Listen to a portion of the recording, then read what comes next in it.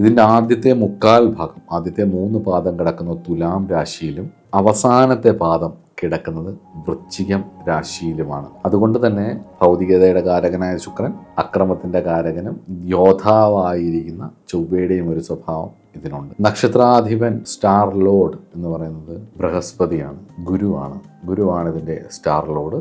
ദേവതകൾ 2 അഭിപ്രായം കാണുന്നുണ്ട്.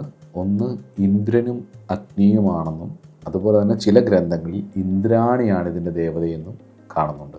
വിശാഖം എന്ന് പറയുന്ന നക്ഷത്രത്തിൻ്റെ ഒരർത്ഥം എന്ന് പറയുന്നത് ശാഖകളായിട്ട് പിരിയുക എന്നുള്ളത്. അങ്ങനെ ശാഖകളായിട്ട് അനവധി ലിംസ് ഉള്ളത് കൊണ്ട് തന്നെ ഈ നക്ഷത്രത്തിന് ലക്ഷ്യബോധം, ദൃഢനിശ്ചയം, ഊർജ്ജസ്വലത എന്നിവ ഉണ്ട്.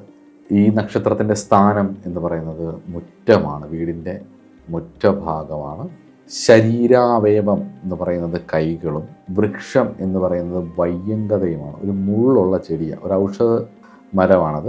ഒരു സ്വഭാവം പോലെ കുറച്ച് മുള്ളുള്ളതാണ് അതിന്. അപ്പോൾ ശരദിക്ക് എന്ന് പറയുന്ന തെക്കും, പൂജ്യവസ്തു എന്ന് പറയുന്നത് ഇതിൻ്റെ നക്ഷത്ര പൂജയ്ക്കൊക്കെ പൂജ്യവസ്തുവായിട്ട് ഉപയോഗിക്കുന്ന അരിമാവാണ്. മൃഗം സിംഹമാണ്, പക്ഷി കാക്കയും, ഗണം അസുരഗണവും. മസ്കുലൈൻ ക്വാളിറ്റിയുള്ള പുരുഷയോനി നക്ഷത്രമാണ്. നക്ഷത്രഭൂതം എന്ന് പറയുന്നത് പഞ്ചഭൂതങ്ങളിൽ അഗ്നിയുമായിട്ട് ബന്ധപ്പെട്ടിട്ടുള്ളതായതുകൊണ്ടും നക്ഷത്ര സംഖ്യ എന്ന് പറയുന്നത് 4 തുലാം രാശി 20 ഡിഗ്രി മുതൽ വൃശ്ചിക രാശി 3 ഡിഗ്രി 20 മിനിറ്റ് വരെ വിസ്തരിച്ച് കിടക്കുന്ന ഈ നക്ഷത്രം അനവധി ശ്രദ്ധേയങ്ങളായിട്ടുള്ള കാര്യങ്ങൾ ഉള്ള ഒരു നക്ഷത്രമാണ്.